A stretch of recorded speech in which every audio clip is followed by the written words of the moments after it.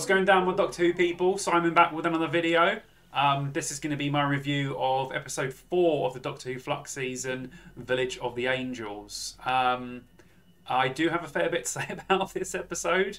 I won't sort of spoil how I actually feel about it until the end, really. Well, you'll get the gist of it as I'm talking about it. But there's more good than bad with this episode. I genuinely enjoyed it. So let's start off with the bad stuff first, and then we shall move on to the good.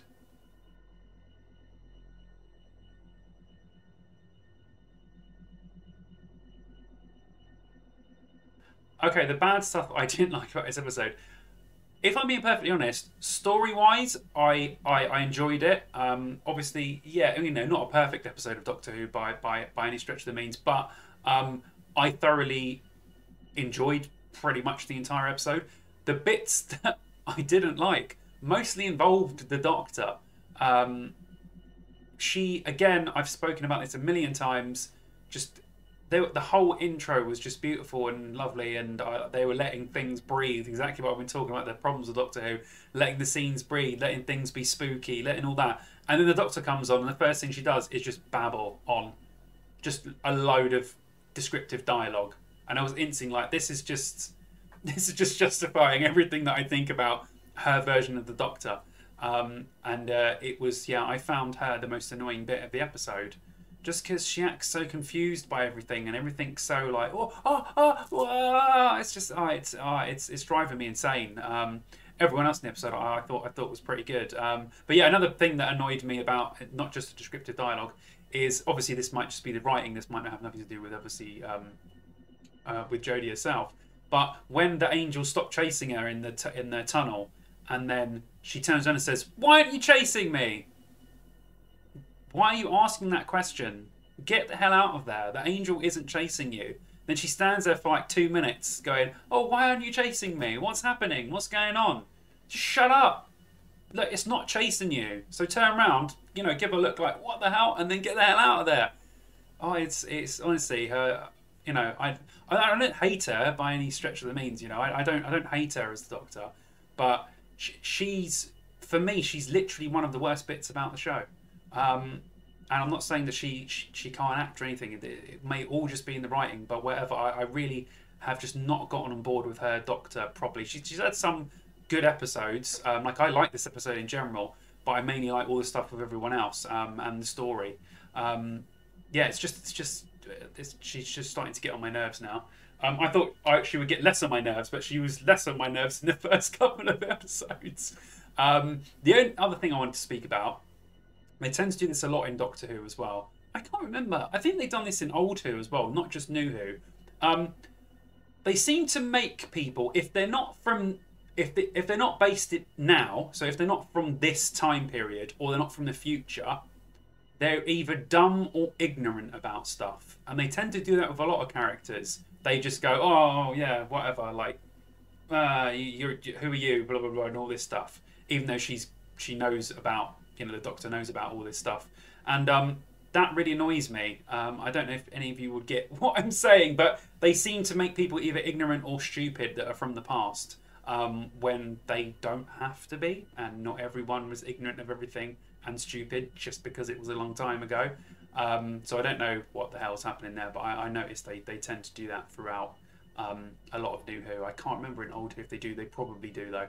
I'll have to go back on. I haven't watched Old Who in so long, man. I have to go back. The other day I had a real itch to watch some Tom Baker, so I may have to bust out the DVDs and watch them. But anyway, I'm babbling off. Yeah, so not too much. You know, story-wise, again, I thought it was pretty good. There was a few lacking bits. You know, they'd done a few things with the angels that yeah, they're all right.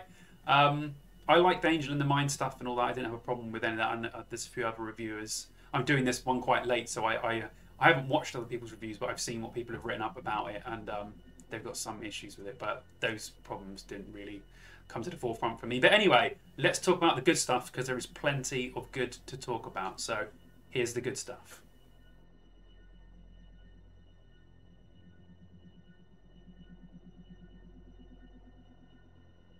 Okay, first of all, let's talk about visual effects. I thought the visual effects were really good throughout this episode. I thought space looked fantastic. The angels obviously looked really good. Anything practical normally that the BBC do actually looks really, really good. They've got a great department in that sense. Yeah, the angel in the TARDIS looked really great. All the movement of the angels was really cool again. Yeah, space looked great. The angel coming out of the picture, that looked really cool when the picture formed and the angel came out and it was almost sort of see-through, like a strange drawing. I thought that was brilliant. Also, everything to do with the effects in the episode I thought looked really good. I think the general way they have space looking with the flux destroying everything looks really cool, like really cool. I love the look. I love all the colours, and they show all the nebulas and stuff like that. Even though you wouldn't be able to see any of that with your own eyes. Obviously, they're just doing that for television's sake to make it look pretty and stuff. But the effects are really, really good. This is probably the strongest effects episode, I would say. Throughout some of them, there's always one or two shots that kind of lets it down. But this one, I thought all the way was absolutely excellent. The opening was great. I thought it was really eerie, a really cool setup for the rest of the episode. Like I'm saying before, let the scenes breathe. Take your time. Doctor Who doesn't have to be. If you rush, if a Doctor Who episode, some of them you do have. Okay, some episodes are fast paced all the way through, and they're awesome. But Doctor Who sometimes can be slow. It can take its time. It can be creepy. It can be eerie. That's what some of the best episodes are. They don't have to be the Doctor spilling, explanatory dialogue at 1,000,000 miles an hour, people running down corridors constantly. Doctor Who doesn't have to be that. It can be slow. It can be eerie. You can let scenes breathe. But I've been rambling on about this for the last 4 episodes now. But anyway, we won't get into any of that. I thought voice-wise as well, when she gets sort of taken over by the angel, I thought the tone of voice that they used was great. I think in Doctor Who sometimes they use really weird tone distortion on the voices, and they either do them too high or too low. But I thought this one was perfect. I thought the sound of the angel was really cool. It was right in that sweet middle spot, and I think it looked great. Really good setting.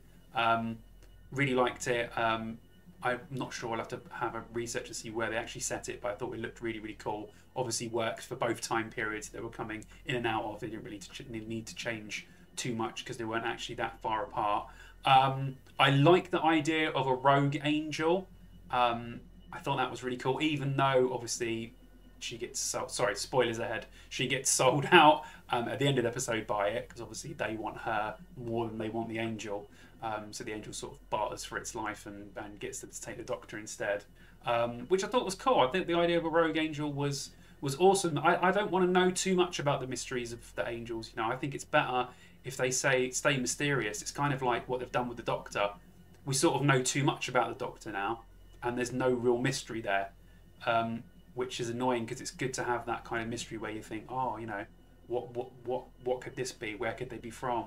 Why could they be here? How could they have been created? And I think with the Doctor we've been explained too much over the years, but I think the angels still have that little bit.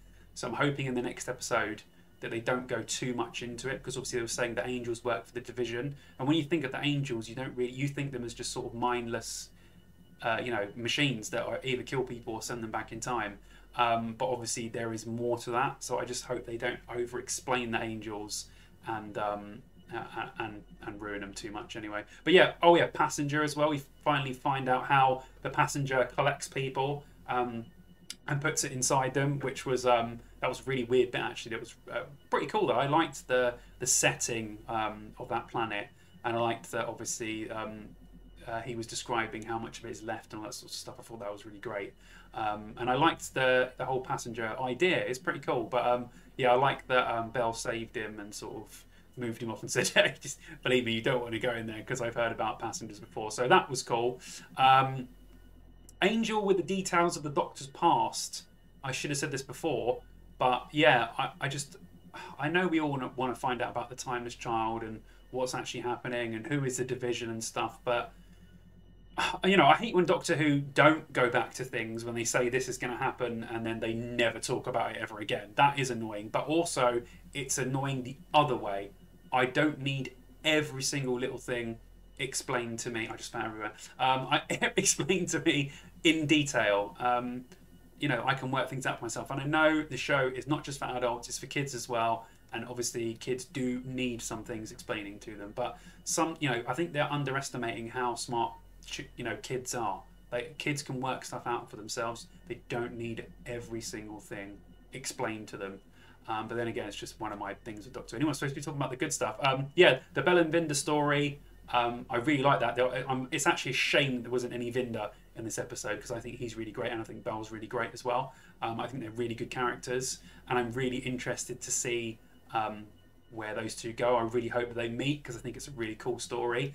It's a shame that they couldn't just dump the rest of it and that be the show of those two finding each other, because that would be probably even better than what we've got at the moment, because it's all a bit muddled up with Division and Angels and it's just who knows where it's going to go.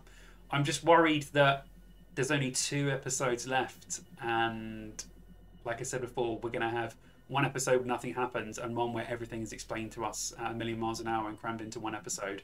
So I just hope that doesn't happen. But yeah, the Bell and Vinda stuff, I'm really looking forward, and hopefully to see those two get together, because I think they're both really, really good actors. I think the characters are interesting as well. Yeah, that's it really. All I've got to say. I won't, like I said before, I won't sit here and tell you what happened in the episode, because you can go and watch the episode if you want.